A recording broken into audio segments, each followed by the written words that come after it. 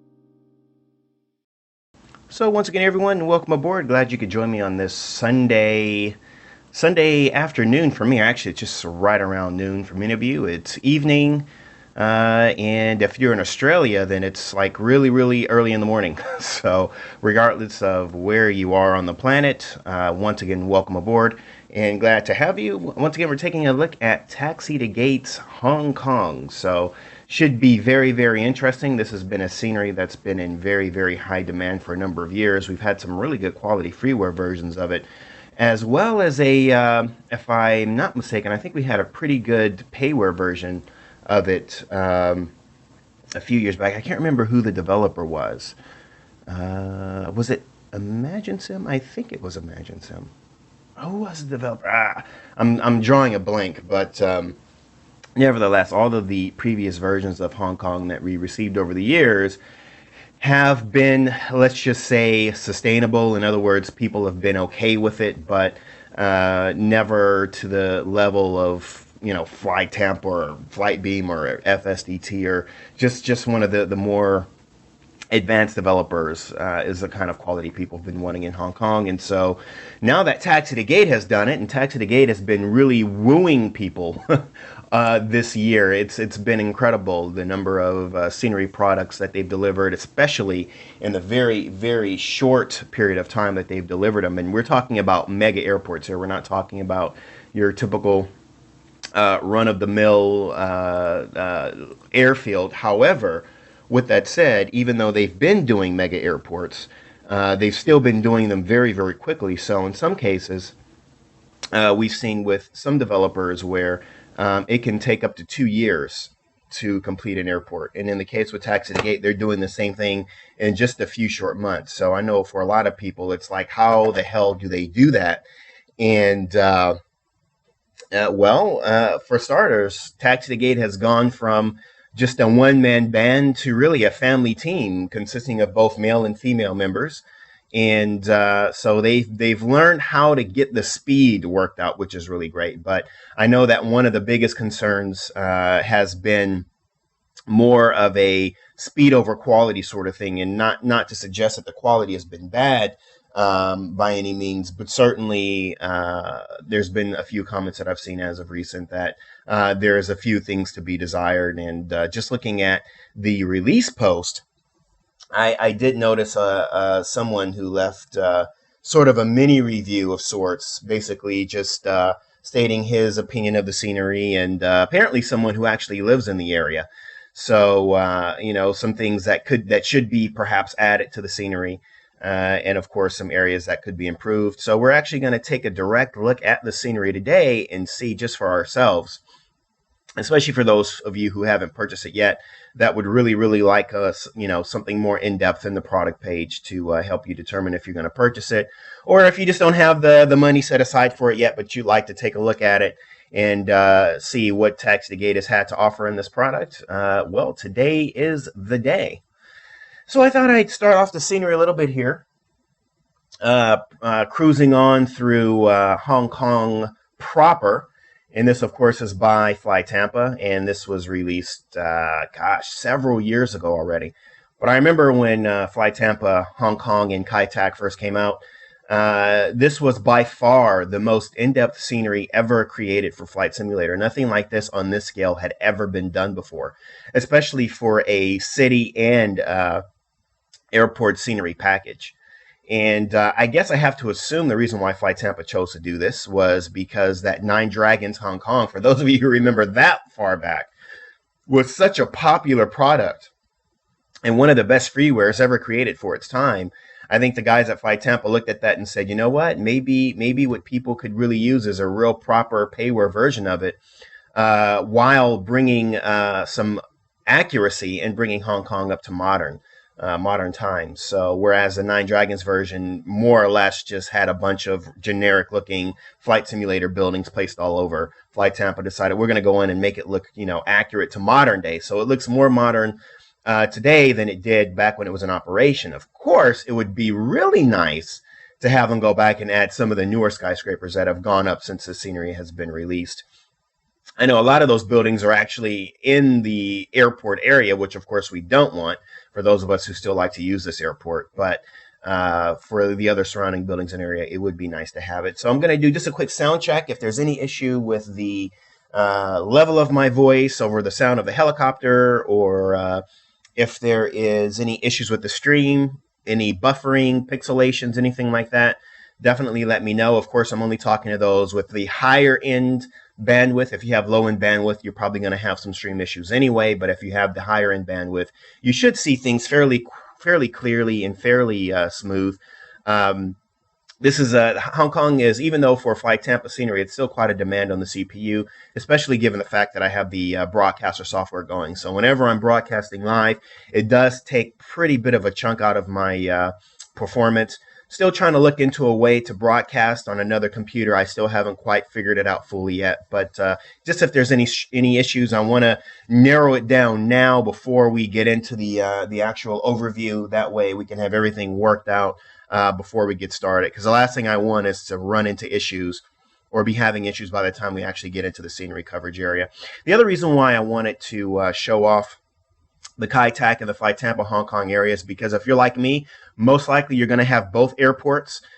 For Kai Tak, I'll use the Fly Tampa included static. I don't need AI traffic flying in here because obviously I want all my AI to go into Hong Kong, the new airport. So as a result, I will have both installed.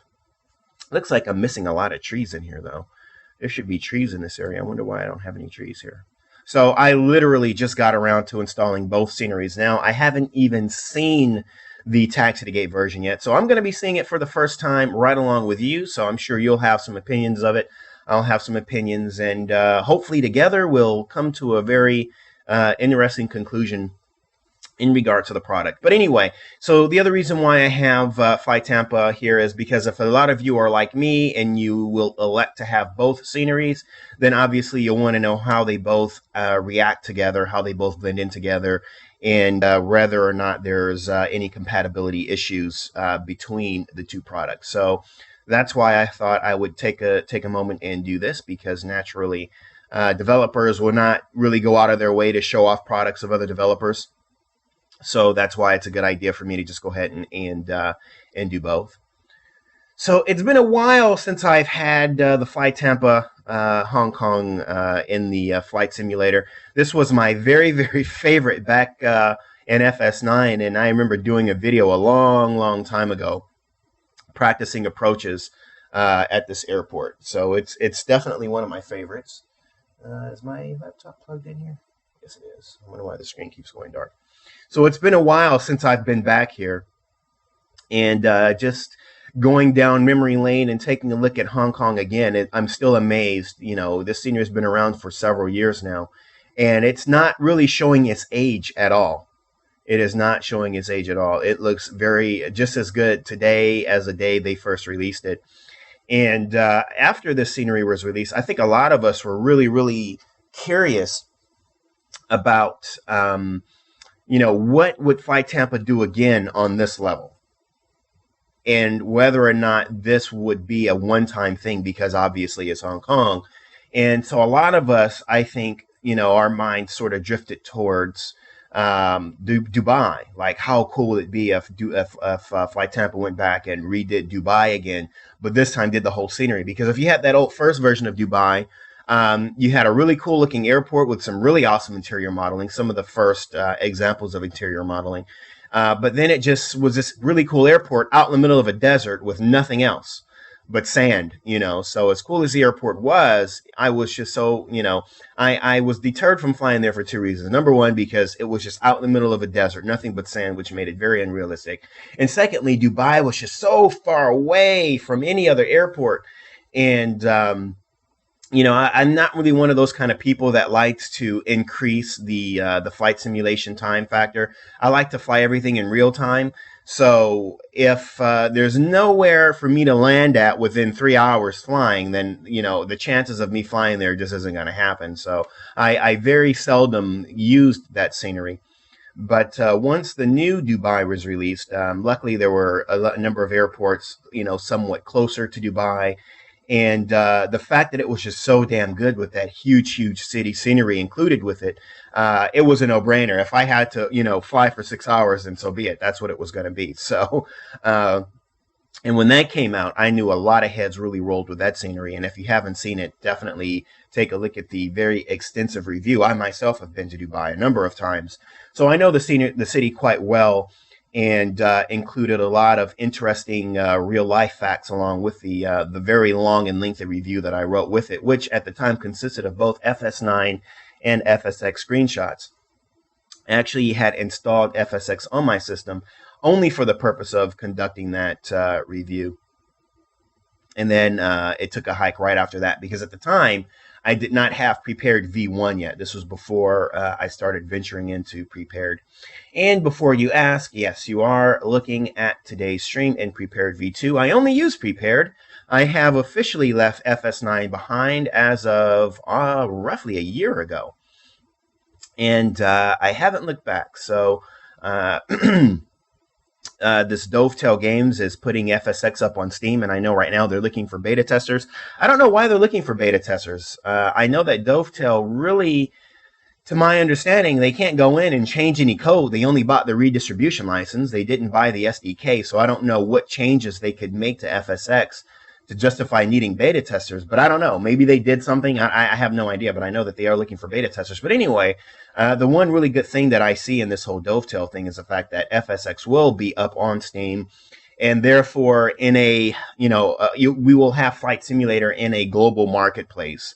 And hopefully, that will bring more and more people into the hobby, because as we all know, it's very rare nowadays to see flight simulation titles on store shelves. Someone told me just recently, though, that in Germany you can actually still buy copies of FSX on the shelf. So very, very interesting to know. I know here in the States, not really anymore. Best Buy is really the largest electronics retailer that we have here in the United States, and I remember, maybe 10 years ago, there used to be huge sections of computer software.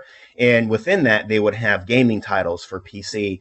And that section now, which used to be like 3 full aisles long, has now shrunk to maybe, 5 or 6 shelves in the computer section. So not really many PC titles anymore. Mostly everything is platforms such as PlayStation and Xbox, and to a certain extent the Wii and stuff like that, but very, very few PC titles anymore. So whereas back in the day you could go in and pull a copy of Flight Simulator off the shelf, if you walk into Best Buy today, you will not find a copy of Flight Simulator. You can only pretty much get it now online or through Amazon or eBay or something like that. So as a result, there's very few retailers to bring people into the hobby. All of the other computer retailers like CompUSA and all that, those are all long gone. So and then we have a retailer called Fry's Electronics, which is my favorite. If you've heard of Fry's is awesome. Fry's actually still carries copies of Flight Simulator on the shelves, and they even carry like Just Flight titles and box products. That's pretty much the only retailer in the States where you're actually going to find box products of flight simulation titles. But Fry's is more of a niche retailer. I mean, people who go to Fry's, they go there because they love Fry's. So your average, electronics consumer may not necessarily go into Fry's. It's really for people who know what they're doing, because Fry's is one of those places where you can go in and buy your separate motherboards and stuff like that, whereas Best Buy really doesn't carry that sort of thing.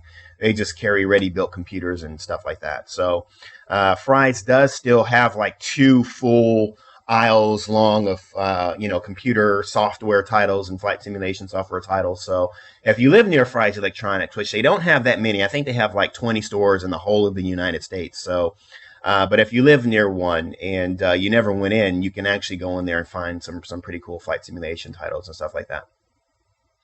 Gonna have a look at the comments, make sure that everything is running okay. Looks like it's seeing a lot of the old or the usuals popping in. So hello to everyone, and once again, glad to have you aboard. We're now moving. I'm seeing a lot of double bridges here. I'm not sure if these are clashes between the 2 products or not, but that's really interesting. So we are now moving out of the Fly Tampa, Hong Kong, and into the Taxi2Gate Hong Kong coverage area. And you can obviously start to see the difference now because of the difference in the photoreal texture application, which is more of like a faded greenish color, something like that. If you're seeing some pauses on your screen, that's because we're making the transition while scenery loads the scenery.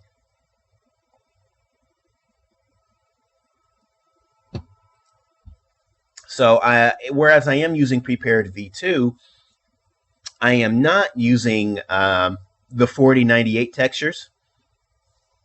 So this is 2098, since most of you, or many of you, I should say, still use FSX. Got some trees in the water down here. Since many of you obviously still use FSX, you're not using 4098 textures anyway. So we've bumped it down to the 2098. And that also helps out with memory as well. Besides, whenever I'm flying into or out of large airports, I don't use the 4098 anyway, because that will more than likely result in an OOM disaster. But when I find that I fly in 2098 or 20, is it 2098 or 2048, 2098, I actually can squeeze in like up to 4 airports before I run out of memory. So as a result, that's how I do things. So just looking at this photoreal application, first impressions, the photoreal is not very, very high resolution, and it definitely has sort of a washed, faded appearance. So I do know that photoreal, having spoken to quite a few developers over the years, photoreal applications, the way they work is it's like, I don't know how I could describe it, but when you purchase a photoreal application, a lot of trees in the water here. I'm guessing those trees in the water have to do with these sloped um, cliffs here. I'm not really sure. But the way photoreal works is you purchase it in different resolutions. So the more expensive the resolution, the more expensive the photoreal can be. So in many cases, those developers that are using, oh, there's a, what is that? Is that China Southern flying overhead there? In many cases, the higher the resolution, so for those developers that use really, really high resolution, um, resolution can go anywhere from $800 on up to $5,000. And also it depends on how large the coverage area is. So the larger the coverage area, the more expensive the photoreal terrain is going to be. So for those developers that have a tendency just to cover the airport itself, those are usually the developers that purchase that really, really high resolution, high quality, but then it's really expensive and it goes into the thousands of dollars. And therefore, they may elect to keep the coverage to the airport to keep the cost down. So if those developers decide that they want to expand and have really, really large coverage areas, then they may elect to buy a lesser expensive, thus lower resolution terrain coverage because of just how much it is. And as a developer, you have to keep in mind if the coverage is going to cost you $4,000, then you have to kind of crunch the math and try to determine how much is this product going to make before you cover that cost or before that cost covers itself. So if it still takes a whole year to reach $4,000, then essentially you haven't earned any money in that entire year. So it does explain quite a bit. And just looking at the coverage area here, as we can see, Taxi2Gate has covered the entire island here, really. So to cover this entire island, and I'm just kind of giving you an idea from the developer's perspective, because I did see from some comments that the terrain was really bad or really lousy or really low resolution.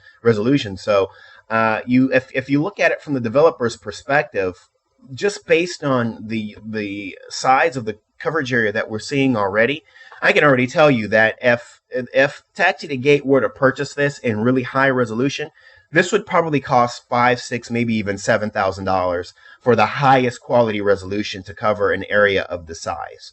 So you have to keep in mind, are they likely going to make $7,000 in sales over the next few months to eat this costs? I don't know, but I'm going to say maybe not. Most likely not. I want to just guess, and by guessing, assume that the average mega airport may make $3,000, in the first maybe month or 2 months or something like that. Again, this is not Grand Theft Auto. This stuff doesn't rank in the billions, unfortunately. So flight simulation titles do not make as much as a lot of other video games, but they do have to make enough money for the developers to be able to see some kind of a profit within a certain period of time. So as a result, when you cover areas this large, at some point something has to give. And so in that case, just kind of looking at it from the developer's perspective, Taxi2Gate probably said, well, we want something that looks somewhat realistic here, but yet, we obviously, can't, purchase this entire island with photoreal with high resolution photoreal because, we may not likely get that money back, until the first year or something like that. So you have a whole year where they essentially haven't made money on anything. And so obviously what determines the next project obviously determines on the last project's, ability to make money. So hopefully that gives you a little bit of perspective. But with that said, I'm hoping that once we actually get into the airport itself, we will actually see some higher photoreal coverage covering at least the airport itself, which I'm hoping to see. So right now we're just getting a look at this immense coverage area, and it does stretch quite a bit. And then, of course, as a developer, you have to have a logical assumption that not everyone buys the Orbit's FTX products, or not everyone buys those Flight 1 ground environment products. A lot of people still fly with default. And as a developer, you actually have to assume that there are a lot of people out there still flying with default. So you want to kind of keep that in mind and say, well, I want to give them something a little bit more realistic over default. And so as a result, with that kept in mind, they will usually make their products compatible with the FTX products or with the Flight 1 products, but then also with default. So definitely there's a lot to consider looking at this from a developer perspective. So, and one of the things I'm noting from Captain Gombo, who's saying that the FTX logo actually looks better than the photoreal terrain imagery here. The only thing here is I don't know if the photoreal, you could probably remove it. The only problem would be is if whether or not the photoreal coverage that covers the airport itself and the photoreal coverage that covers the entire scenery coverage area is the same image or separate images. And in some cases, developers will elect to use separate images, so they will use a stronger image to cover the airport and then a lighter res image to cover the surrounding areas. And if they are two separate images, you could actually go in and remove the files and therefore have the FTX or default appear in these areas as well. Is that water mass? It's kind of hard to tell. So yeah, that can be a little bit difficult to do if it's all just one scenery coverage area. So we will take a look at that in just a minute. I need to get my laptop to stop turning off here. This is kind of annoying. Give me 1 second. It's annoying when it does that. All right, hopefully that'll stop it from turning off. Because I keep looking around to see your comments, and every time I look to my right here, I'm looking at a dark screen. So just taking a look at some of the comments there. Let's see. Yeah, and also the coloration as well. I remember when I spoke to Misha Tajic of Orbix, one of the things that he mentioned when it comes to photoreal terrain is they actually do the coloration themselves. So, for example, when it comes to the different seasonal variations, in other words, they'll buy like the summer textures, and then according to him in that Lake Tahoe broadcast, what he mentioned, which I didn't know, I thought that you had to actually go in if you wanted to have summer, you had to buy summer textures, and then if you have to buy winter, or if you wanted winter textures, you had to go in and buy like a completely separate winter satellite image. But actually what they do is they go in and actually color that themselves. So just in response to one of the questions there, asking if do the developers have the ability to go in and color this themselves? To my knowledge, apparently, I guess they can. I mean, I'd like to think that you could probably go into Photoshop and maybe go in and enhance maybe the colors a bit and the contrast and so on and so forth. So that is a very good question, and to my understanding, they actually can. But to what extent, I don't know. That I couldn't tell you. That would actually be a good question for the developers. I have invited Taxi2Gate to come on and do some live streams with us, but Spanish is the native language. English is a very, very difficult second language for them, and so there was a very strong concern that the viewers would not be able to understand them. So, and fair enough. There is some custom autogen down there, if you haven't noticed, that we just flew over a moment ago. So yes, the entire island does have photoreal terrain. I can see that there's not too many happy with the quality of the coverage.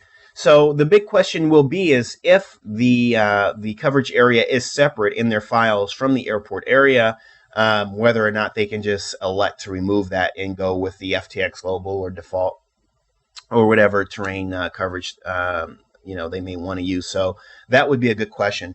I know a part of that is I'm seeing a lot of trees sitting in the water as well. So what you see here may not necessarily be your own experience. Not sure. I don't know if they tested using FFS Global 2010. Did I get that right? That is definitely what I have installed here. So you can naturally assume I have all the Orbix FTX products installed and FS Global 2010 as well. The airport's now finally coming into view. And if you read some of those comments on the post from the gentleman who actually lives in the area here, I did go in and read those posts. And thank you for that little mini review. In a nutshell, what he was mentioning was that there was a lot of what was the term I should use? There's a lot of what's the word? I'm shooting a blank here. Points of interest, I guess I'll say points of interest that were missing. Landmarks, that's what I want to say. Apparently there were a lot of landmarks that were missing that could have been added. Something like there's a Buddha apparently up here, like one of those Buddha statues or something like that, atop one of these hills that he was disappointed to see that wasn't added. One of those little animated trams that go up and down the hill. I don't know if Taxi2Gate has experience in coding that sort of animation. But even probably a static tram, I think he would have liked to have seen. So we do have some buildings here, which I think was not added in some of the previous versions. I think that was one of the things that people weren't too happy about. The Cathay Pacific City, I think it's something, is it called Cathay Pacific City or something like that? I don't know if that's added or not. I'm not really sure where that is on here. But I know that there's like Cathay Pacific has their own little city there where their corporate headquarters and training and all that stuff, training facilities and all that stuff is in here. I can see the buildings and, of course, the building images on the photoreal terrain. So I can definitely, tip my hat off to Taxi2Gate in terms of the fact that they included the entire island with coverage, which, some people say it's not better than default. I think I would rather have this than have default.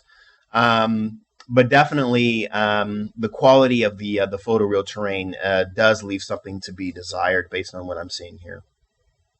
I don't know if I turned on the 4098 textures, I'm not sure how much better that would look.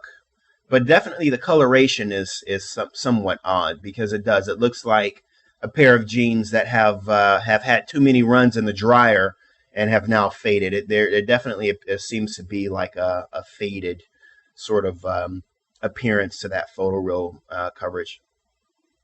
But taking a look at the airport now, as we begin to make our flyover of the airport here, I can say that it does look like the coverage might be separate files.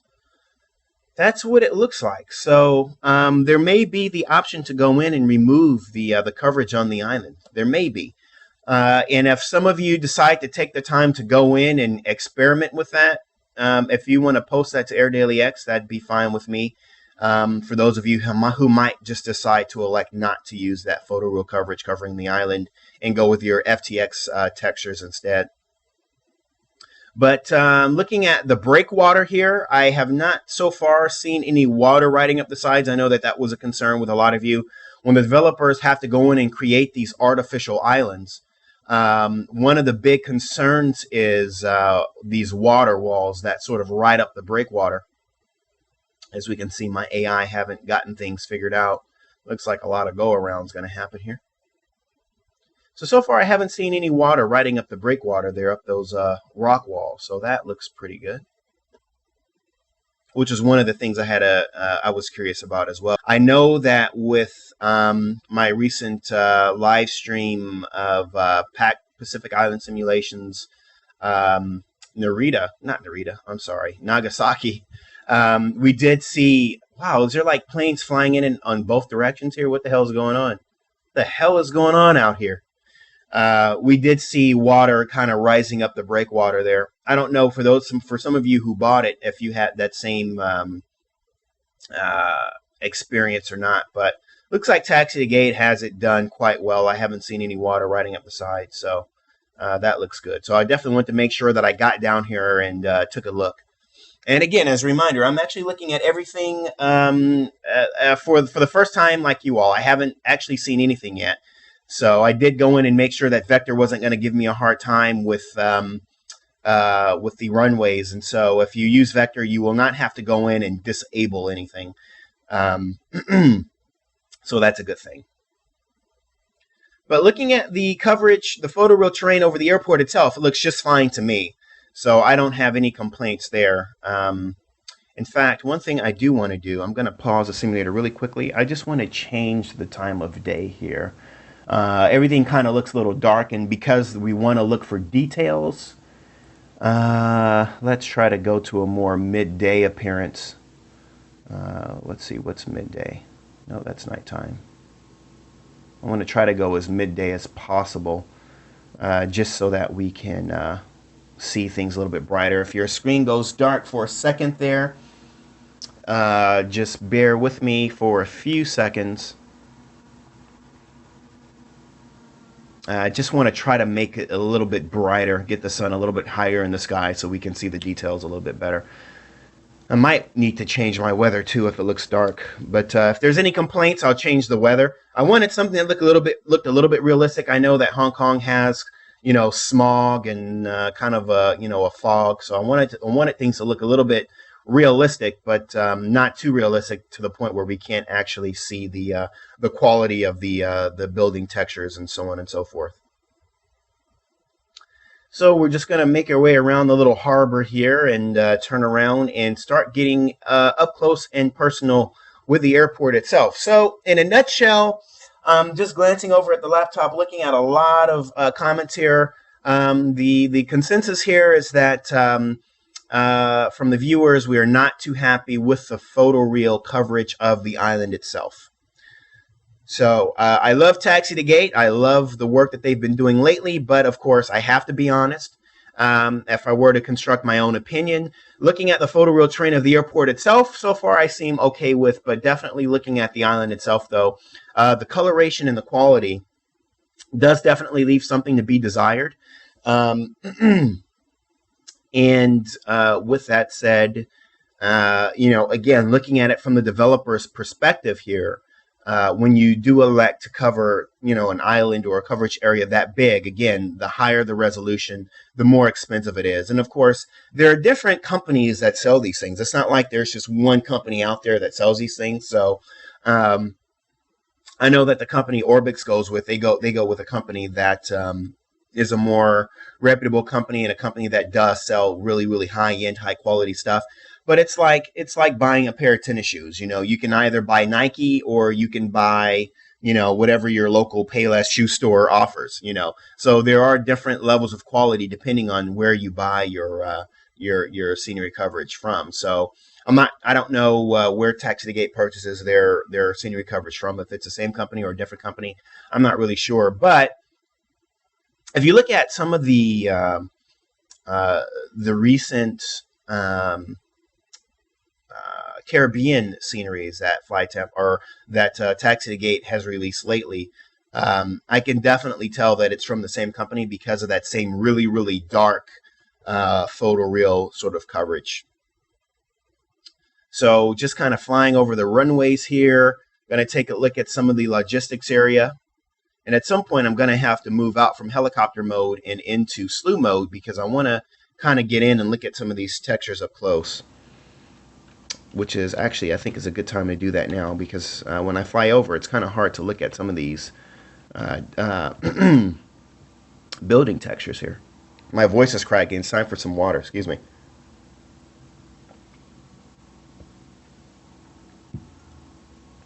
Today's Sunday, so I slept in a little bit late today. It's Sunday, what the hell? But I did wake up to my iPhone on the fritz as always, from you guys wondering when I was going to do the live stream and other news articles and stuff like that. So you guys woke me up. Good for you. So just looking at some of the quality of the buildings here and some of these logistics area, I'm assuming this is part of the Cathay Pacific City. I see the Cathay Pacific logo over there, so I think that's the headquarters there. So it looks like the guys at Taxi2Gate did go in and add in all of these buildings and logistics areas. Oh, I see a billboard. I love billboards, so I'm going to take a quick look at that. Cathay Pacific Catering Services. So don't see any traffic on the roads. My road traffic is actually off, so if there is traffic, that would be a good thing to know because I've actually turned mine off. I'm kind of a sucker for billboards, so glad to see some billboards here. And I just looking at this Macau billboard here, I'm just reminded that it probably would have been a good idea to include the Thai Creations Macau scenery, which is actually really good. The guy at AA Sceneries actually a year ago or a couple of years ago actually went in and kind of redid the Thai Creations Macau. And he actually did a really, really good job of it. And it actually would have been a really good idea to include it with this broadcast because Macau actually is like not even a 5-minute flight from where we are now. And it's actually a really, really good scenery, which is another airport in this little bay area here. So I believe this is Cathay City here. This is the Cathay Pacific headquarters and their training facilities. So it looks like all of that was included, which looks very nice. The photoreal terrain, though, is kind of killing me here. Yeah, that should be better because this is an area that sort of covers, it's still sort of directly connected to the airport. So honestly, the buildings are looking magnificent. I really, really love the quality of the buildings. They're very well detailed. You have all the building logos there. The buildings look very nice. So I'm actually so far pleased with the buildings. I mean, these buildings are pretty far away from the airport. A lot of you probably won't be bothering to come over here because you'll just be flying in and out in your 777s and so on and so forth. So you'll see these buildings at the corner of your eye, but you may not necessarily take the time to fly over here and take a look. But the quality of the buildings are very good. It's just the quality of the photo terrain here, which is not really giving these buildings proper justice here.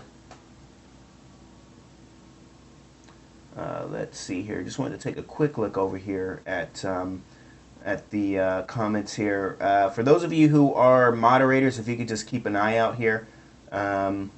Not sure what's going on here, but yeah, for those of you who are moderators, thank you. If you could keep an eye out, I guess someone's coming in and posting links or something like that. I appreciate you guys being diligent and keeping an eye on that. Much appreciated. Thank you very much. So again, the quality of buildings are very, very good. And as a matter of fact, you can kind of see here where the sort of the higher resolution photo imagery sort of starts to give way to some of the lower resolution stuff in here. So it is a mega airport, so obviously there's a lot to include. So you can see here on the left of the screen, we have some of the higher res stuff, and then as we pan over towards the right, then you can kind of see where it starts to taper off a bit. I think the thought process of the development team was, let's make sure that the eye point the pilots will have from the virtual cockpit and the eye points the pilots will have from the spot view of the aircraft. I think they wanted to make sure that everything around the aircraft itself would look high resolution and everything sort of off in the background, not so much. And again, this stuff is really expensive to purchase, so I can understand that. For smaller airports, I would say, you know what? Everything needs to be high resolution because it's a small airport. You can get away with a lot more, especially because it's smaller. There you can add a lot more detail. But the larger the airport is, the more objects you have, the more polygons you have to work with, the more some things have to give way. So for a larger airport like this, absolutely. But looking at some of these buildings, though, in the texturing, the quality is looking very good. I'm very impressed with the buildings here, and we're going through the cargo and logistics areas first, and then of course we will get on to the main airport coverage area. And I'm trying to decide if I'm looking at static aircraft, and I feel like I am. These are some pretty good statics here. I don't think these are part of my my AI. I don't think so. I think these are static. Yeah, looking at the polygons here, I think these are static. Boy, I definitely need to take Ross's advice and install an AI traffic configuration thing here, because these airplanes are all over the damn place. I'm noticing that. It says go around central over here. So looking at all these planes here, nope, okay, these are definitely AI. Looking at this one here, though, no, I think they are AI, aren't they? I think these are AI. Yeah, because you wouldn't have passenger 777s parked at the cargo area here. So I think I am looking at my AI here. It's kind of hard to tell. There's like different variations here, but yeah, I think these are all AI. So just taking a look at the cargo area, cargo facilities, looking very nice. For those of you who'll be flying your cargo aircraft in here. Asia Air Freight Terminal. And there is Habco, the very infamous airline or aircraft maintenance company. Been around for a long time. Lots of buildings here. Looks like we have a roof parking lot. No cars up there, though. This reminds me of one of my old Hot Wheels car parks. That looks funny. One of my old Hot Wheels. I don't know if any of you guys were fans of Hot Wheels. I was huge. I think at one point throughout my childhood, I must have collected like 400 Hot Wheels. Eventually, those Hot Wheels gave way to Gemini Jets and Dragon Wings, but that's what that kind of reminds me of there, that little car park. So trying not to slew around too fast here, but definitely want to take a look at a lot of the cargo facilities here. So it looks like everything is included, which looks very nice. And Zuna is asking me which AI traffic am I using. I'm actually not promoting my AI traffic at this time because I've been given some advice. But a number of you actually gave me some advice. Try this particular AI traffic program.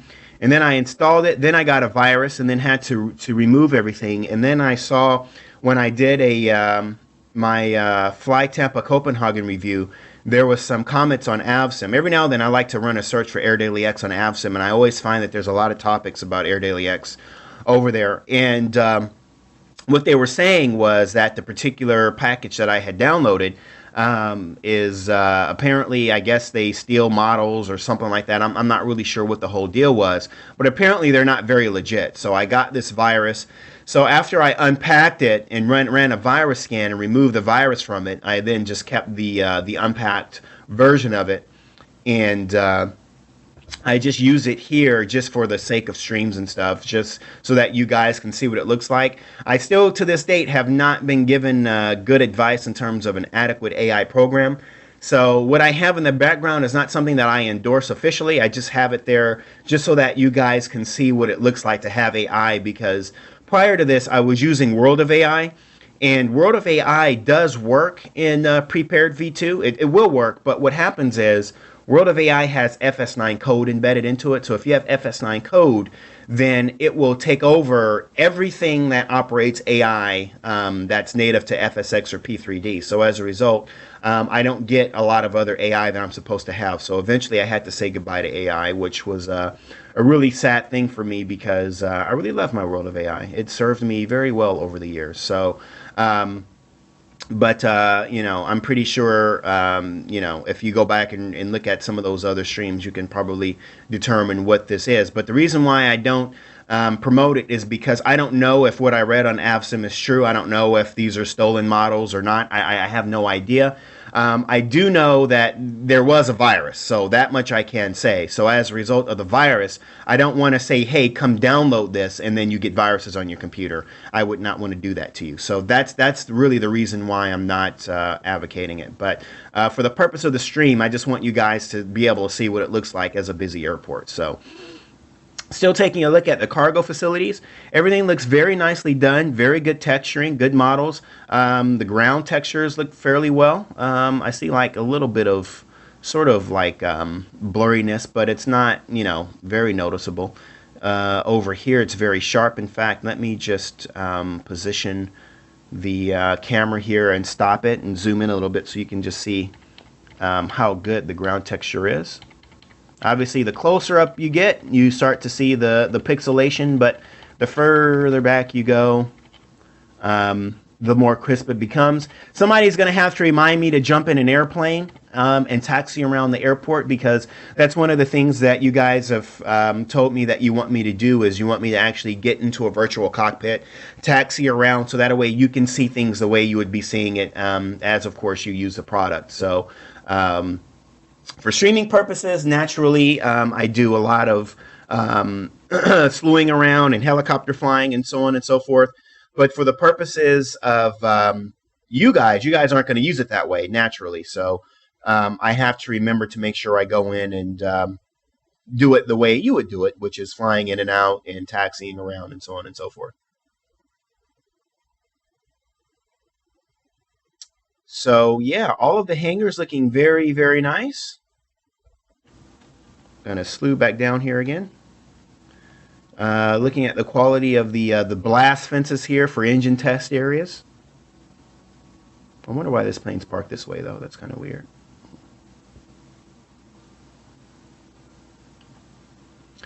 So, aside from that photo reel that I think everyone has pretty much decided we're not 100% happy with, one area that I'm definitely going to tip my hat off to Taxi2Gate.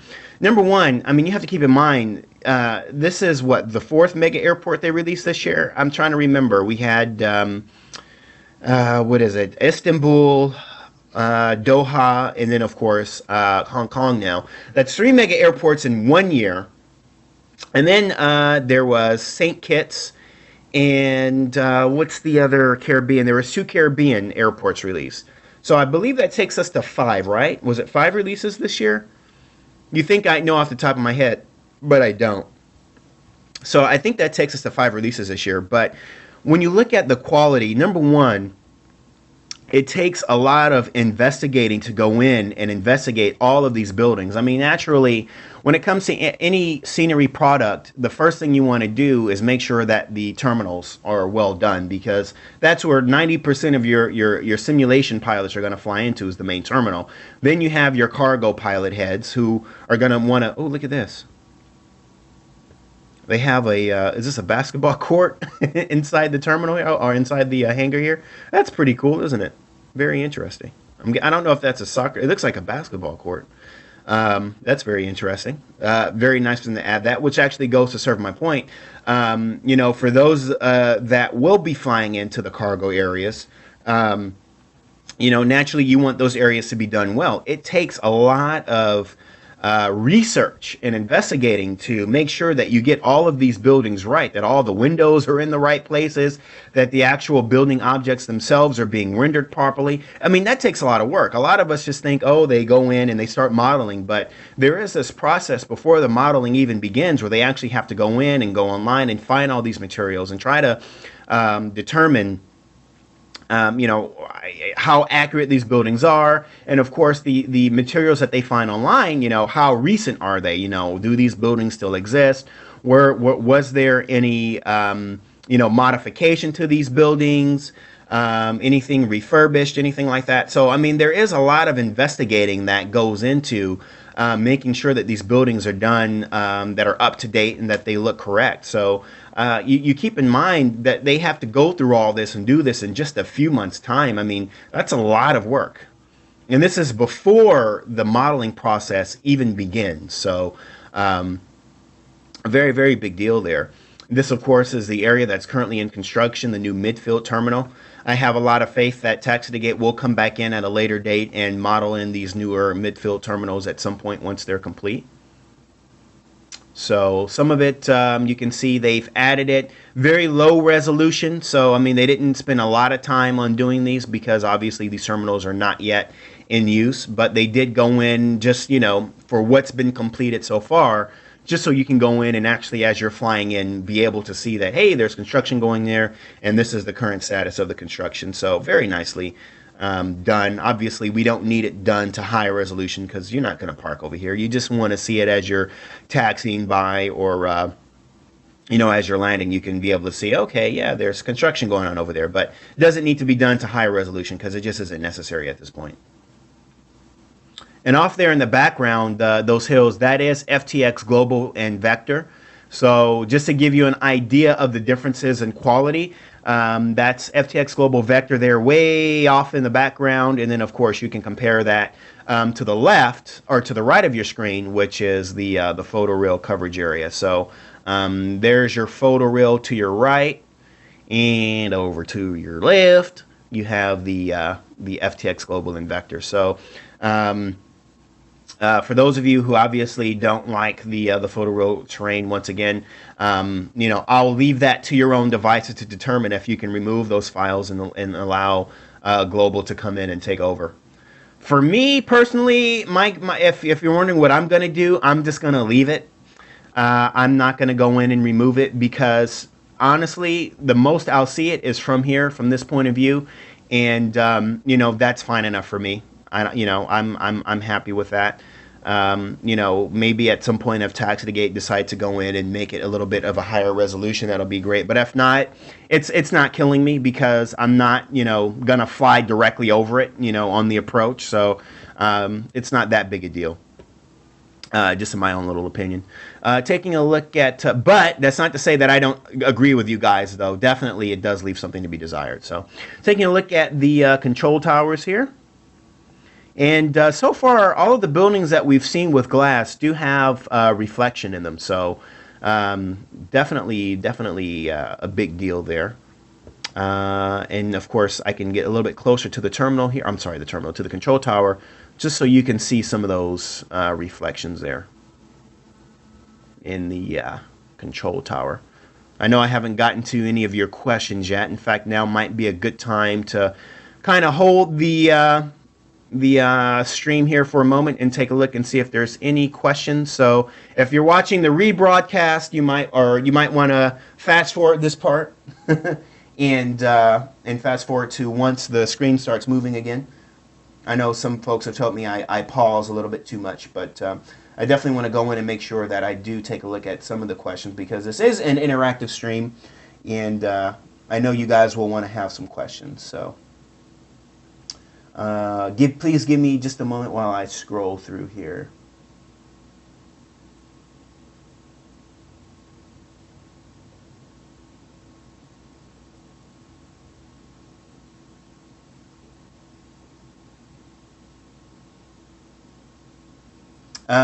Mark the pilot is asking, am I using Rex 4? If yes, what is my texture? So if you want to remind me toward the end of the stream, Mark, if you happen to stick around, I'll be happy to pull that up for you and show you what I'm using. Absolutely. I highly promote Rex and the Rex 4 Texture Direct. It's very, very good, and it makes a night and day difference between using default. So it does. It makes a huge difference. So definitely remind me if you stick around towards the end when I go back and check the comments again. I'll be happy to show you that. Let's see here.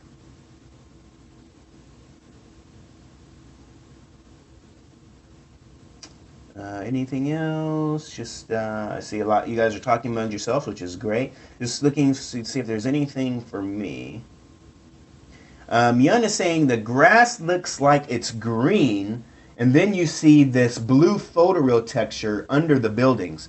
Yeah, so I think in those areas, I'm guessing that's where they use some of the lower resolution textures. That's why I'm saying that I want to believe that I want to believe that they use different variations of photoreal from the airport area and the surrounding areas, the surrounding island, which wants to lead me to believe that you could probably remove those autogen and coverage files separately from the airport. But I'm just assuming based on what I'm seeing. I really don't know. They could have decided to blend it in all together and make it one whole thing there. That is possible. Let's see. and Piloto was noting the those sort of apartment blocks outside of the airport coverage area. He was noting that he wished those buildings looked more like, you know, the Fly Tampa Hong Kong area, and maintain that same high level of resolution. Let's see. Coley's saying, I wish Taxi2Gate would expand the products to more than just the SIM market. I'm not sure. Oh, you mean, what do you mean? To other retailers? Is that what you're referring to? Yeah, I'm an advocate of developers publishing their products through multiple retailers. Absolutely.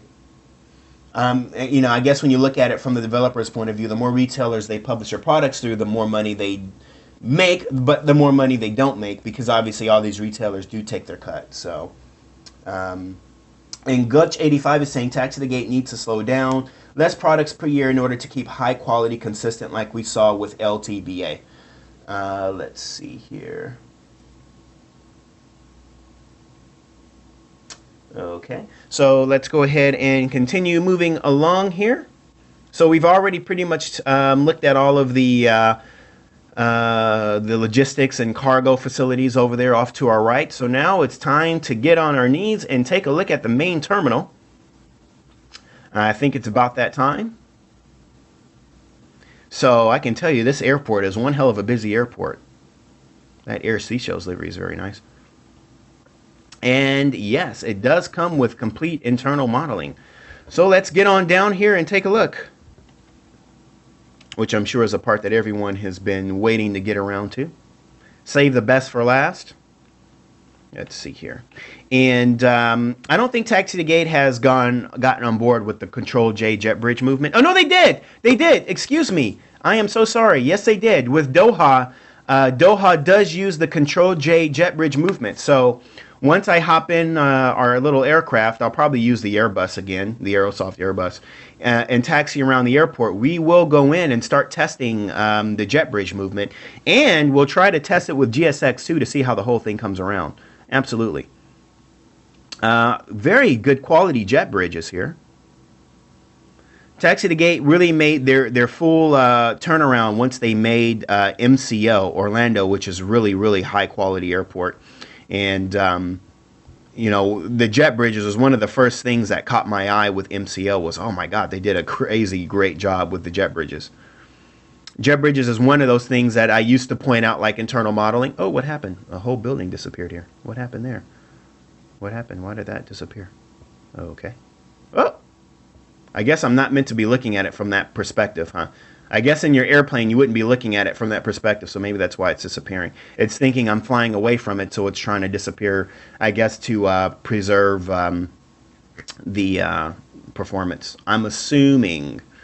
So let's just get a little bit closer to the terminal here. One of the things that I can say is interesting is, and this is something that someone pointed out, is in here you have internal modeling glass looking into the terminal, but then not on the what do you call these here? These bridges connecting, these gangways connecting to the jet bridges. They actually did not use transparent glass, but I do believe they did still use some environmental reflections here. So you can see that now. So I mean, if you're going to do that, I still think it's fine. I don't think you need to have the transparent glass. You know, you can just say, hey, it's polarized glass. Sorry, slewed over a little bit too fast there. But yeah, I mean, this is fine with me. But I know that someone did point out that, you know, they were wondering why transparent glass wasn't used in this area. I guess, you know, to the very least, if you're going to use some environmental reflection there, it's still fine with me. And you can also see here that they did use a custom map for the background as well. So I'm very happy about that as well. So just trying to find the right slew here so we can take a look inside the terminal a little bit there. So some nice shadow work there below the terminal. And definitely you can see that there's transparent glass, but you can also see that there is also some environmental reflection on the glass as well. So you can see that there is not just grids there in the to represent glass. There is actual physical glass showing up there, which is very well done. and coming around to the other side. Now, one of the big things, so far, I think the two biggest things that people noted with, oh, wait, let me see, there's a question here. The Five Pilot is asking, when inside the terminal, you can't see the back out to the airfield. Yep, some developers do it this way, and another developer that comes to mind is Flightbeam. If you go to Flightbeam Denver, for example, you'll notice that you can't see from one end of it. Like, for example, if you're sitting in your virtual cockpit and you're looking into the terminal, you can't see through the terminal out to the other side.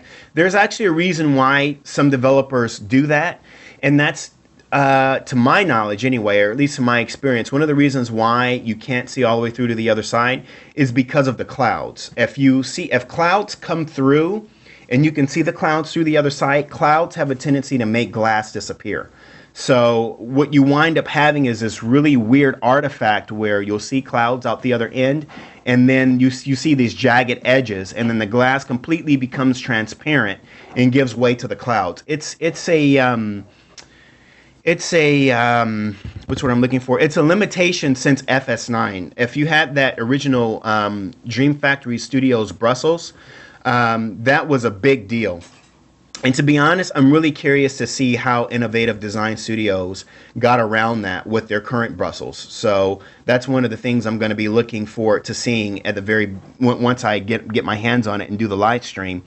I really want to know how they got around that, if they got around that, because that whole terminal is transparent. But yeah, the reason why it's not transparent all the way through is because you will get some really, really nasty artifacts with clouds. And with a terminal of this size, that will definitely happen here. So that is why I think they didn't do it here. But I can definitely check with the developer to see if there's any other reason. Okay, so getting back to the other point I was getting ready to make, and that was in regards to the photoreal terrain that we weren't happy with. The next thing was the roof. And I did see where at St. Kitts, someone, or a few of you actually pointed out at St. Kitts that you weren't too happy with the way the roofs were done. Low polygons, low resolution textures, so on and so forth. So taking a look at the roofs here, yeah, I can say that, you know, the terminal is so well done. The quality, the level of the quality that we see there, the depth is very well done, but you're right, it does start to lose out once you get to the roof, and the roof sort of kind of kills it a little bit there because the resolution seems really low. Now, in terms of sort of the blockiness, it's not very smooth with the roofs. That part I can understand because one thing any developer will tell you, the smoother any circle is in Flight Simulator, the more polygons are used to create that circle. And the more polygons you use, the more memory you'll need to render those polygons. And of course, the more performance is used by the simulator to render those perfectly circular polygons. So that's why you'll notice in a lot of areas in Flight Simulator, you'll see vehicles with blocky wheels and stuff like that. They've elected to use as few polygons as possible while still, you know, rendering these arcs, and that's because, you know, if they were to use more polygons to make them more rounded, then of course that would use more memory and more performance. Now, if there's any developers that are watching, they might be able to type into the chat, and if they do, I'll definitely read it back. That might help you get a little bit more of an understanding as to why these arches are not perfectly circular.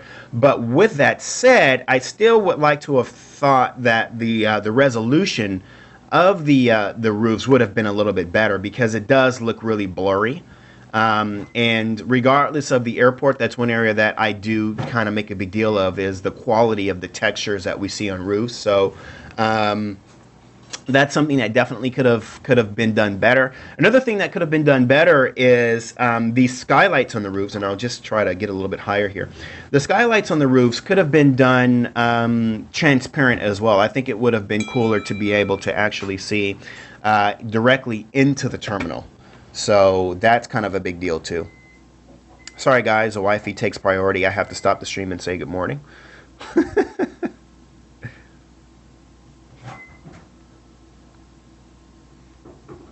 Okay, and let me go to vibrate. Sorry about that, folks. So yes, definitely the big two Negative aspects of the scenery, I think, would definitely be the roof textures of the main terminal, and of course, once again, we're going to note the photoreal coverage area of the island. Let's get back down on the ground here and take a little bit more of that internal modeling. So hopefully we explained a little bit about those polygons on the roofs. I will admit, though, not being able to see all the way through the terminal to the other side and kind of seeing this wall, yeah, it is something of a detractor, I will admit, because you kind of want to be able to see the planes on the other side. I recently did a live stream of Dream Flight Studios Puerto Plata, and in that scenery, you were able to actually see all the way through the terminal out to the other side. In that particular scenery, it made sense to do it that way because the terminal is very thin. In other words, you don't have this very high like ceilings here. The ceilings in that terminal is very low. So, and the terminal is also very wide. So you can't actually see clouds out through the other side of the terminal, but you can see the aircraft and everything out to the other end. So in that particular product, it actually worked out really well. But when you have high ceilings like this, and if you see the clouds out the other side, then yeah, you are going to get those really nasty glass artifacts. Unless you fly with no clouds and on a perfectly clear day, then yeah, you would be able to see it very clearly. So naturally, this is sort of the trade-off. If you elect to go with internal modeling, and you have a really thin terminal with glass immediately on the other side, this is sort of the trade-off that you're going to, wind up coming out with. So. That's sort of I guess the downside of that. Take a look at any quick comments here. The 5 pilot says, Sir Norman Foster, architect, would be proud. Is Norman Foster, I think Norman Foster, if I'm not mistaken, is actually one of my favorite architects. I'm a huge fan of architecture. And correct me if I'm wrong, but Norman Foster is the architect behind the Gherkin in London and behind the, what building is that in New York City? I'm trying to remember the name of it, but I'm a huge Norman Foster fan. So, I'm glad to see you point that out. I'm a huge fan of Norman Foster. I think Norman Foster tends to take advantage of environmentally friendly designs in his work. So, yeah, a nice shout out there. Taking a look at the ground vehicles, which is one area I didn't point out. The ground service equipment, transport buses, so on and so forth. It looks like they went through and created a whole new set for this one. So in other words, if you go back and look at Istanbul, for example, you don't see the same buses and pushback vehicles. So nice to see that they've gone in and created all new objects for this particular airport. And you can see that there are also some animated vehicles as well, making their way through the airport area. So very nicely done there. Some baggage carts. We have containers, all of course with their proper names and brandings suitable for the airport. Very nice.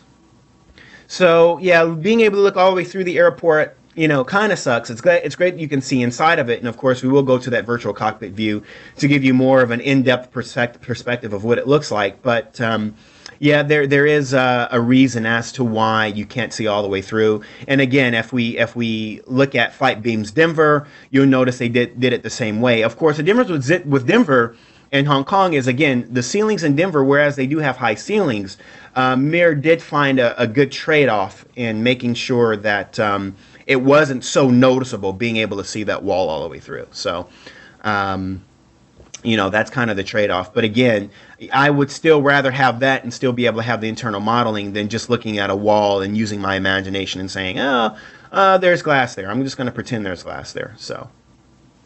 And again, looking at some of the gate areas here, you can really see that the quality of the ground textures are very sharp. In fact, I'll just back out a little bit here so we can just get a really good overview of what these gate areas look like. Hong Kong is not a new airport anymore. So the ramp areas definitely show their age. Lots of oil and tire marks and different variations of the concrete here, where you can see certain concrete blocks where they've been replaced, where concrete has worn out over the years. So Very nicely done in those areas. Very nicely done.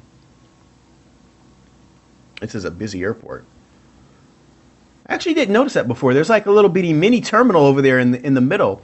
I don't know too much about Hong Kong, so someone might be able to explain to me what's up with that. That's a very cute little mini terminal there in the middle. I never noticed that before.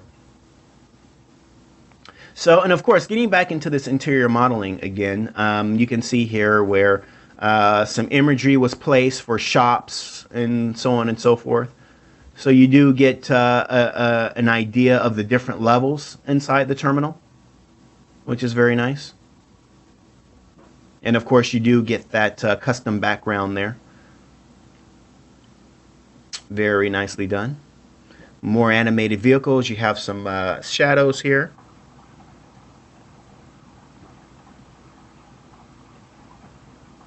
Ooh, and actually, some of the lower areas as well have some internal modeling too. I didn't notice that before. So on this lower sort of departure or arrival level or something like that, there's some internal modeling done there as well. Very nicely done. Looks like the sky is getting a little bit clearer now. So there is so much that's done right in this with this airport that I'm finding thus far, minus just the two major areas which we've already pointed out. But I mean, again, looking at the internal modeling here is all well done. I love the quality of the glass. Here, the ceilings are a little bit lower than the other side, so that wall not being able to look out to the other end is not as noticeable. So if that wall really bugs you, where you have the high arches, then maybe you just want to change your gate and maybe come into one of these gates where the ceilings are a little bit lower and that wall in the background just isn't as noticeable. But you'd definitely be able to see clouds out the other end if you were able to see through to the other side. So, again, if there's a developer who's watching, I'm sure they'll be able to give me an idea or give us a little bit more of a an idea.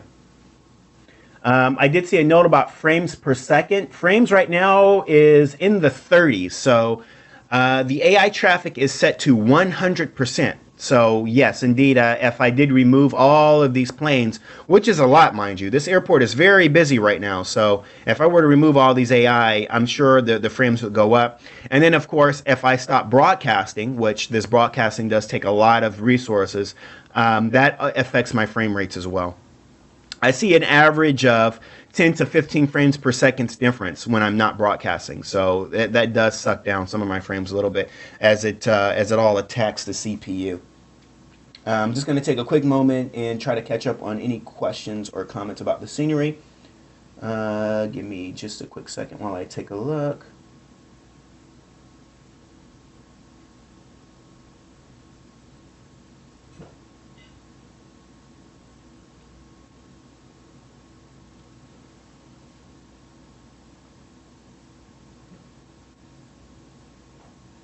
And Rolio was noticing that Joe Erlin's scenery does not have these problems in terms of being able to look through the terminal.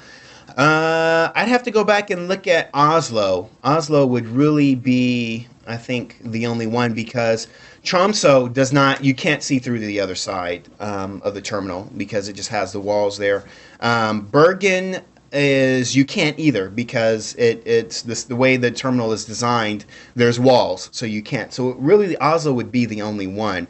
And I know with Oslo, it has a lot of these like sunshades and stuff. So the areas where you can really look all the way through, you can't really see the sky that much. But I'd have to take a look and see if it has that problem. So it could be that developers have found a workaround. That's a very, very good question. I just don't know if maybe Taxi2Gate has figured that out or not. So that would be a good idea. Let's see.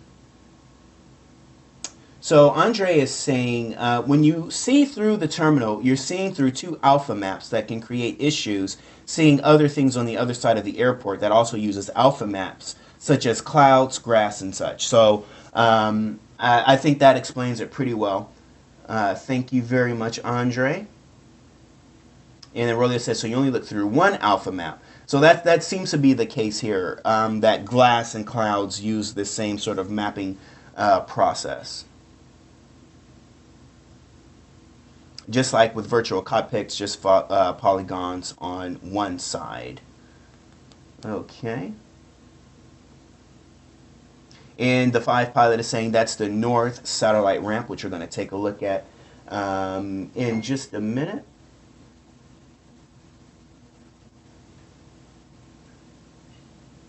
Flight Cafe is saying, wonder how flight beam human flow will change the future of FSX airports. I think that might be the next big thing. So we're gonna see. According to Mirror, they're gonna actually come in and board your flight and do all these things. So it's gonna be very interesting. And they won't show up at gates where your aircraft isn't located. So some very interesting coding there. It's gonna be really awesome to see. The 5 pilot says, correct me if I'm wrong, but I read somewhere that VHHH Hong Kong does not have assigned airline parking like pretty much all other major airports. I don't know. That's a good question. I mean, I'm looking here and everything just seems to sort of be everywhere. I'm looking at how AI is parked. Like, for example, that little mini terminal there in the middle, I can see that there are wide bodies parked there, and obviously there shouldn't be wide bodies parked there. I think that's meant for A320s and 737s because the asses of these 777s are really hanging out into the alleys. So I can see the way the AVCAD seems to be worked out is everything is kind of parked everywhere. With the exception of Cathay Pacific, I would like to think that Cathay, being the primary tenant of the airport, would have their own gates, and it looks like that's more or less the case here. As Cathay seems to have their gates lined up quite well together here, but otherwise, I'm seeing airplanes everywhere. You've got Dragonair here, Japan Airlines. What is this? Is that Hong Kong Airlines there?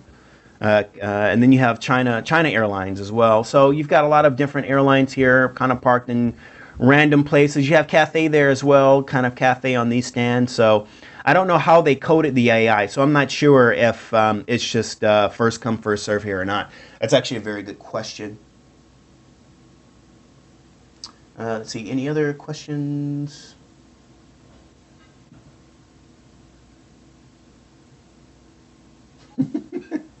Really, it says our discussions are really civilized and intelligent. Okay, so gonna head back down here and continue to work our way towards the front of the airport. So areas that were done well, I do like the internal modeling. I definitely love the apron and ramp areas. I love the quality of the GSC. Lots of GSC out there on the ramp, looking very busy. Great quality looking jet bridges. Very, very crisp groundwork there. And on these connecting sort of passenger boarding areas here, these I don't know what you call these, like these gangways connecting to the jet bridges. They did not elect to use glass. That probably would have taken a lot longer to do, but they did still use mapping for environmental reflections there. So as I move forward and backward, you can see there are some cloud reflections, and as I slew upward, you can see there's hills and stuff showing up there. So it still does give you something to look at. And of course, you do have that as well on the internal. Or I'm sorry, on the glass showing the internal modeling here as well. Really like the buses.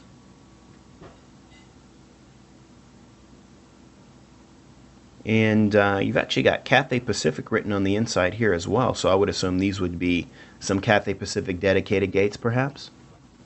Little duty-free shop down there.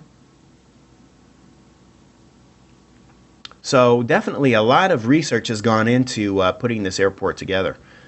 I mean, I still have to tip my hat off. So far, minus just the two things that are annoying, which is the roofs and, of course, the photo terrain. Of course, you guys don't like the walls looking through the other side of the terminal, but I mean, so far, just looking at those three areas and looking at the size of the airport and looking at all that was done right, it's still quite impressive. No cars in the lot here. Really, really poor quality parking lot. So those of you who are used to watching my streams, you know I typically tend to make a big deal about parking lots. This could have been better. I would have preferred to still, even given the size of the airport, would have preferred to have seen this area done with stripes and cars and so on and so forth. So yeah, that could have been done better for sure. Because now you see where we've gotten back into the lower resolution. In fact, this is a perfect area to show off here. You have a little road that runs along here. You have higher quality terrain here, and then once you get to the other side of this road, it starts to get sort of pixelated and blurry in these areas, and then you see these roads, and then it all kind of goes downhill from there. So Taxi2Gate has been doing a magnificent job in terms of getting products out quickly, but I would definitely agree. I think if they took just one extra month in the development process to make certain areas a little bit better, so definitely this could be done a little bit better. Areas like this could use a little bit higher resolution, and then areas like parking lots could actually use actual parking lots with cars and stuff, so on and so forth. I would actually prefer to see that. The glass over here gets really dark. So that's really, really dark in this area. You can see here the glass was done on this little building here, but then behind it, it's like really black. So perhaps in real world, that's like a really dark tint on the glass, perhaps. Just my guess. But I feel like this glass here is just a little too dark. Little too dark.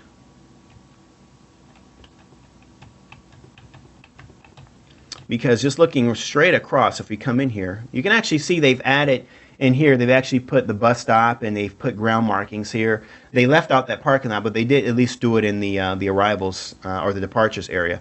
But if you look at the glass here and you see what they did here, why couldn't they do that on that side?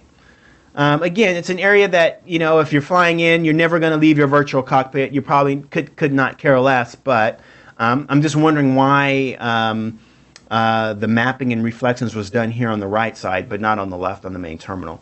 That's just a curious question. A very, very curious question why that wasn't done. Because it does, it looks too dark there. So, going to continue making our way around here. And this is an airport. So again, looking at the parking lot, could have been better. Because if we go back and we look at Istanbul, they did a really kick-ass job with Istanbul on those parking lots. Lots of advertising banners, lots of parking structures, cars, so on and so forth. So I just wonder why it wasn't done here. And if we look at this building over here, which looks like it's a parking lot, they did a little bit better of a job there. So I'm just wondering why it wasn't done down here. That's a very, very curious question. Very curious question. They did do the airport signage, which is nice. Regal Airport Hotel looks very nice. And those very famous Hong Kong taxis. So that's, again, another nice addition there. I would have liked to have seen some animated trams running along here. I'm a huge sucker for trains. I've got a really nice train running under the Christmas tree here in the house. I love trains. We looked at this Domodedovo scenery, which had some really cool animated trains, which was one of my favorite parts of that Domodedovo scenery. So if you did not see the live stream of that, definitely go back and take a look at it. They had some really cool animated trains in that scenery, so it was very nicely done. So whenever I see that in the scenery, I kind of, you know, get my panties all up in a bunch. Oh, there's a train! But not here, unfortunately, unless it's delayed. But no, I don't think there's an animated train that's going to come. I don't think so. Even in AA Scenery's Kuala Lumpur, they actually have a really nice animated train in that scenery as well. So that was also nicely done. Ooh, this was nicely done here. I'm guessing this is a pool and some glass areas here. So some areas you can really see where they've really gone out of their way to add extra detail. And then some areas lacked. So like even looking at the roof of this building here as well, still looks, you know, marginally better than the terminal area. In fact, actually, this part of the roof actually does look better. Oh, no, once you get closer to it, I see. If you're higher up, and let's just do this really quickly, the higher up you are, you can actually see it actually does look a little bit better from higher elevation. But I guess it's when you get down closer to it that you start to lose out a little bit. since I'm slowing out, I'm still not done looking at the airfield yet. We didn't look at this little area here in depth yet, so we are going to do that. Let's just take a look from high elevation here. We still have to get to the night lighting, so we'll still do that. See, it would have been nice. There's trains here. You could have put a nice train that ran along there. Instead, you can see those train tracks, and those train tracks do not look. They're not very high res, unfortunately. So just taking a look from the sky there, and we can actually take a look. Oops, why did I pause it? I don't want to pause it.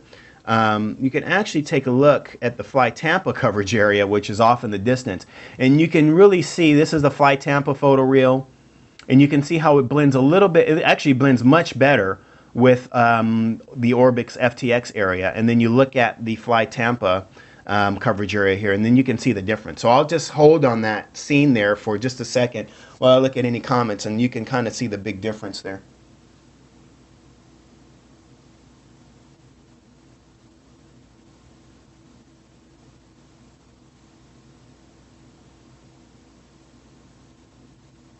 So yeah, McLaren was asking, does it work alongside Fly Tampa and Hong Kong?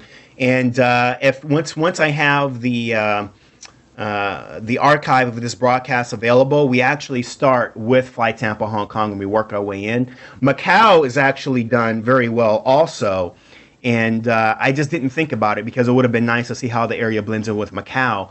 And Macau is not far at all. In fact, if I turn around, Macau is right there. So you can actually see the default runway. That's actually Macau. And a lot of the buildings for Macau was actually added. So that's actually Macau. So I don't know, maybe toward the end of the stream, if I can go in my files and find where Macau is, maybe I can install it and show it off. But anyway, let's just take a look at any other. Zuna saying, DeAndre, are you able to turn cars on a little to see traffic? Or would that cause too many issues? I can turn on the cars to see. Sure, I can do that for you. Paul York says, I like it on the whole. I flew out that way more often. Would be well worth the 29 euros. I think so. And Captain Gumbo says, if you love trains, you should come to Germany and visit Miniature Wonderland. I did visit, what's that place in Amsterdam called Maduro Dam, something like that, where they have like a whole miniature of Holland. Was really awesome. Lots of trains on there. Oh my God, I was in love with that place. I didn't want to leave. I think I spent the entire day there. I showed up like at 8 o'clock in the morning and didn't leave until like 5 o'clock in the afternoon. Lots of trains. Love trains. Germany has a lot of places like that. There's one place where they did like a whole Hamburg airport recreation with flying planes and everything. That was pretty awesome. I haven't seen it yet though. It's on my list. So anyway, there's Fly Tampa Hong Kong off there in the background. So yeah, once this rebroadcast is made available, then you'll be able to go in and see how it all blends in. And it blends in fine. The only thing that I notice is there's some double jet bridges there. Not jet bridges, double bridges. So a lot of those city bridges are doubled up. So I'm not sure if that has anything to do with the two airports, or if that has something to do with default, maybe something not being removed or something like that. I'm not really sure. So taking a look at some of that volumetric graphs, which we didn't get to look at before. And we'll get into all this lighting stuff to see how they're lit once we get into the night lighting. But the volumetric graphs from Taxi... Oops, that's too high. Volumetric graphs from Taxi2Gate is always well done. So, and their night lighting is usually very good too. So we will take a look at that shortly. Let's take a look at that little midfield terminal area, which we didn't get to see just yet. So yeah, one of the things I was talking about with the roofs, the higher up you go, maybe they look a little bit better. As you can see here, it doesn't look bad looking at it that way. I mean, you have to admit, it doesn't look bad looking at it that way. But I guess the closer you get to it, the more it just, I guess, sort of becomes evident when you're sitting at the gate. And the next thing we'll do is we'll fire up an airplane and actually do some taxiing around the terminal, and then we'll look at the night lighting.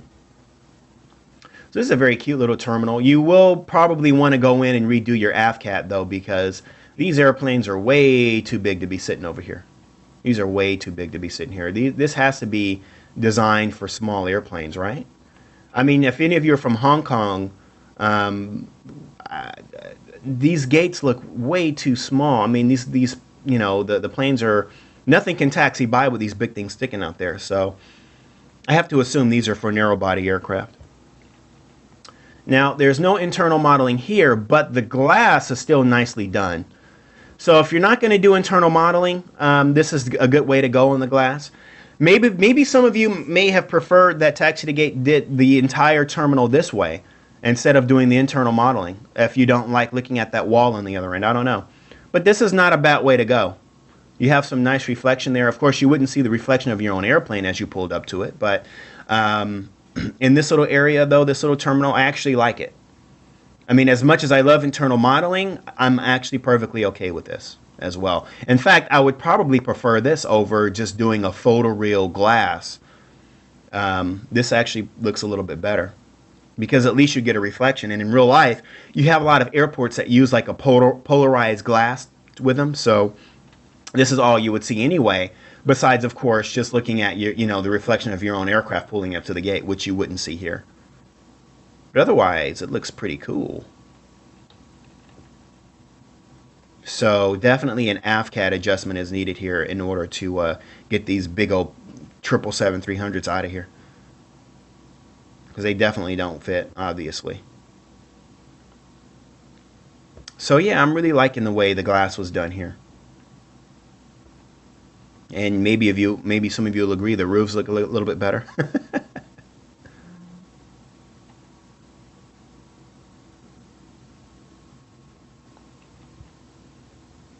So very nicely done on there. And I actually do like the way the glass is done over here.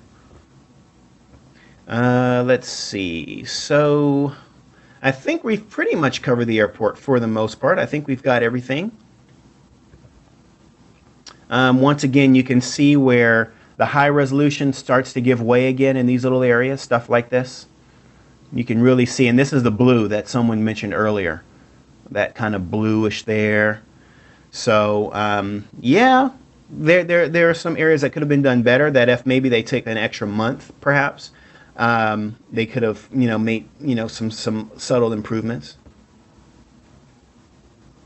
But I can understand the thinking, and the thinking is, a lot of people, and this really is the truth. I mean, the way that I kind of conduct my reviews is I get into areas that most simulation pilots couldn't care less about. Most simulation pilots, or I should say many flight simulation pilots, when they're flying into a mega airport, their main concern is, their aircraft systems, and that the airport looks reasonably realistic. I have more or less gotten into the detail of the airport in a lot of areas that most people either couldn't care less about or specifically have come out against. And I've been making a huge play about internal modeling, and a lot of people have come out in the beginning of this year and said, I don't see the point of it. It's bullshit. There's no point. It's only going to hurt the VAS. It's only going to hurt the memory. It's only going to hurt the performance. And those complaints have tapered off. I'm not really seeing those complaints anymore.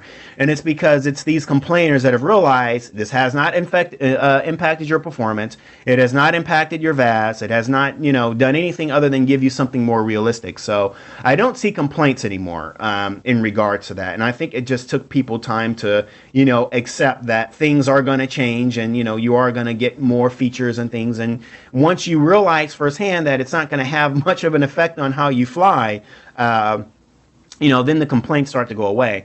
So, but in the case though with airports, the approach to the airport is just as important to the airport itself, and that's one thing that I have noted in a lot of my written reviews. And so I've tried to encourage developers that you want to kind of have a nice approach on both ends of the runway, because the approach is, to me, when it comes to flying, you have your takeoff, your climb, your cruise. There is the part where you're setting up for the flight at the gate, your approach, your landing. And for me, the best part of every flight is the approach and landing. That's always the best part, because this is where everything is kind of coming to a conclusion. Like, you've done everything right up to this point, and now you're bringing it in. This is where you're gonna, you've successfully flown these virtual people to the destination. And so the better the approach, the better the scenery is, because I love just flying over the buildings and the city and coming in on that final. So in this case, the approach could have been better. I would have extended this resolution here, I would have extended it at least to this entire area, because as you're flying in, if you're like me, you're not looking at the end of the runway, which is what you're supposed to be looking at when you're on final approach. For me, I'm looking at cars going back and forth. I'm looking at the buildings, the trees, and thinking, wow, this looks really real. You know, that's just kind of how I am. Someone asked me to go in and turn on traffic, which I'll go ahead and do now. I'll turn on the ground traffic. Screen's going to go blank for just a second. Please bear with me. Or maybe, I'll tell you what, I'll do this instead. Let's see, we'll go to the desktop view so I can turn on the traffic really quickly. And options, setting, where's traffic? I'll just go to display. Traffic, so we're going to turn up the road vehicles, let's just say 25. And let's just see if there's any cars going to show up here. Your screen's going to look really jagged because I'm flying in windowed mode. So, and there's our cars. So let me just go back to full screen mode here really quickly. And for whoever it was that asked to see the traffic, we'll get down there and look at the cars coming through here. So having traffic like that, that's another nice thing you want to have on final approaches, especially when there's a major roadway or thoroughfare right underneath a runway threshold. It's always nice to see those cars going back and forth under that. Once again, though, it looks like we're looking at a doubling of bridges. So I'm not really sure what's going on there. I know that when I did the review of the live overview of Nagasaki, we saw duplicate jet bridges there. There might be something with my setup. I'm not really sure. There's something I must have installed that's adding all these extra bridges, it looks like. So I'm not 100% sure what the cause is behind that. That's my own little investigation I'm going to have to do. Ah, what did I do? Sorry. I wanted to get a little bit closer to the ground here. So someone was asking for cars. So there you go.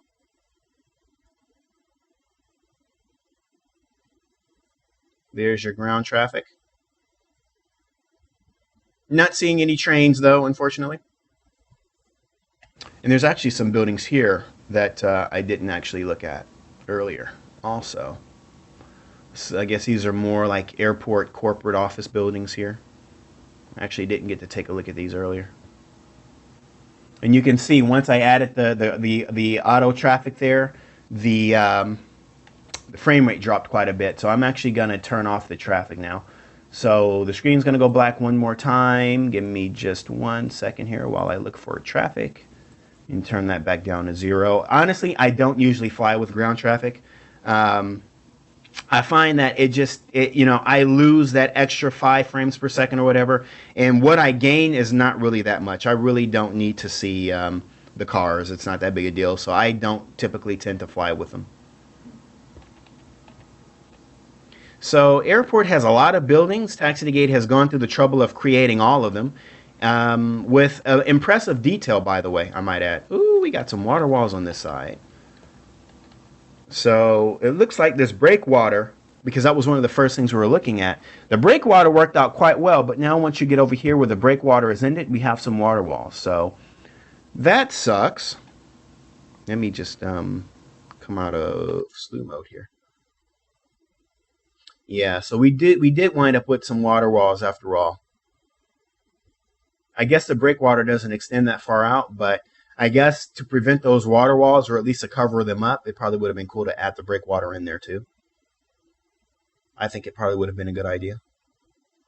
All right, so I'm going to take a look, see if there's any other questions about the airport. If there's anything I forgot to show, we can show it now. So please make sure you ask your questions now, because the next step is I'm going to switch into our little Aerosoft Airbus. I wish I had a PMDG 777. I do have the Captain Sim 777, but I don't currently have it installed at this time. I haven't reinstalled it yet. So we'll use the Aerosoft Airbus as our official taxi airplane. So before I switch into that, though, what I want to know is there anything that I didn't show to the airport that you may have wanted to see, so that I can cover that now, or if there's anything that I might have overlooked, because we're going to move to the next part of the broadcast. And I don't want to leave anything out.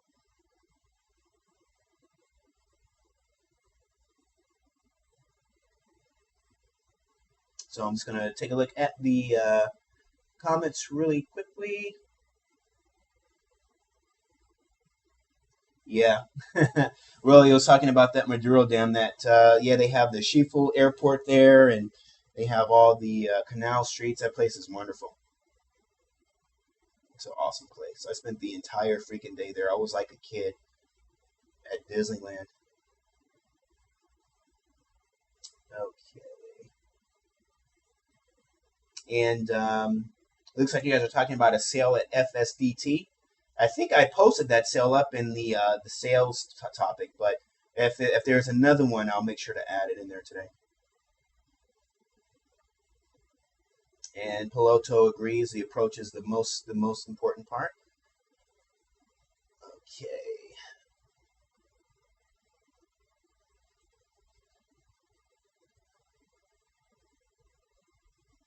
Anything else?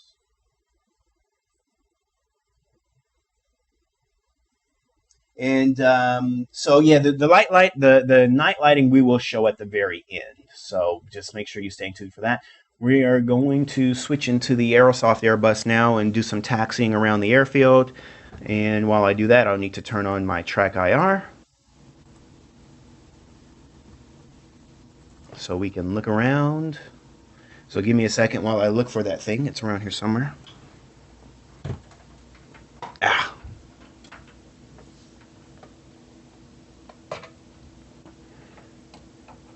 Oh crap, it's caught in my wires. There. Ah. Get out here. There we go. My wireless track IR. Cool, we've got a battery in it. All right. Okay, let's look for the Aerosoft. And we need to find something that is fitting for the region. Let's see if we can find a good livery for it. Where are you? Okay, here we go. Let's see.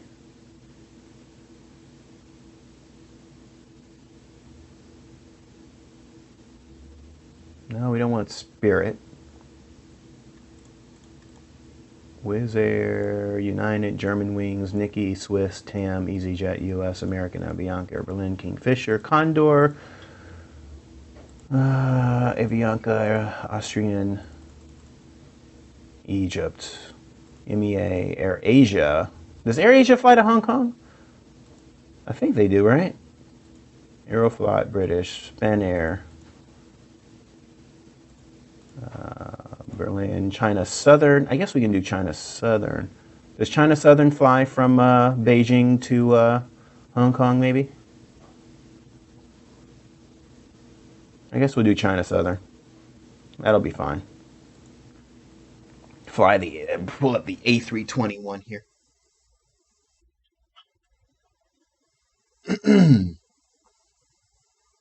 Okay. Give me a minute to get my act together with Trek IR.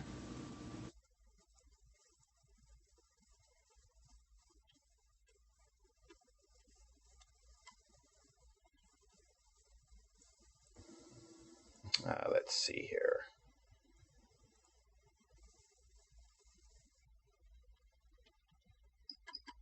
Oh, shoot. I didn't finish setting up Trek IR. My apologies. I'm like, why can't I look around here?